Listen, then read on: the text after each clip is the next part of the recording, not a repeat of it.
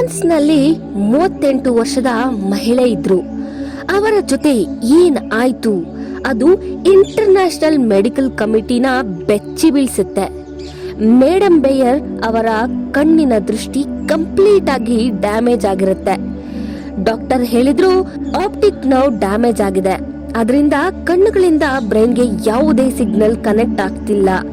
ಆದ್ರೆ ಅವರು ಫ್ರಾನ್ಸ್ನ ಅತ್ಯಂತ ಪ್ರಸಿದ್ಧ ಮತ್ತು ಶಕ್ತಿಶಾಲಿ ಧಾರ್ಮಿಕ ಸ್ಥಳಕ್ಕೆ ಹೋಗ್ತಾರೆ. ಅಲ್ಲಿ ಅವರು ಆ ನೀರ್ನ ಕುಡಿತಾರೆ. ನೀರು ಕುಡಿದ ತಕ್ಷಣ ಮಿರಾಕಲಸ್ಲಿ ಅವರ ಕಣ್ಣಿನ ದೃಷ್ಟಿಯನ್ನ ಮರಳಿ ಪಡೀತಾರೆ. ಡಾಕ್ಟರ್ಸ್ಗಳಿಗೆ ಶಾಕ್. ಅದಕ್ಕೆ ಅವರು ಮತ್ತೆ ಎಲ್ಲಾ ಟೆಸ್ಟ್ಗಳನ್ನ ರಿಪೀಟ್ ಮಾಡ್ತಾರೆ. ಆದ್ರೆ ರಿಪೋರ್ಟ್ನ ಪ್ರಕಾರ ಸ್ಟಿಲ್ ಆಪ್ಟಿಕ್ ನರ್ವ್ ಡ್ಯಾಮೇಜ್ ಆಗಿಯೇ ತೋರಿಸುತ್ತೆ. ಆದ್ರೂ ಅವರ ಕಣ್ಣುಗಳಿಗೆ ದೃಷ್ಟಿ ಹೇಗೆ ಬಂತು ಅಂತ ಎಲ್ಲರೂ ಆಶ್ಚರ್ಯ ಪಡ್ತಾರೆ. ಆಮೇಲೆ ಮೇಡಮ್ ಬೇಯರ್ ಹೇಳಿದ್ರು ಅವರು ಬಲವಾಗಿ ನಂಬಿದ್ರು, ಆ ಪವಿತ್ರ ಸ್ಥಳದಲ್ಲಿ ಆ ನೀರ್ನ ಸ್ಪರ್ಶ ಮಾಡಿ ಕುಡಿತೀನಿ, ಆಗ ನನ್ನ ಕಣ್ಣು ಕಾಣಿಸುತ್ತೆ ಅಂತ.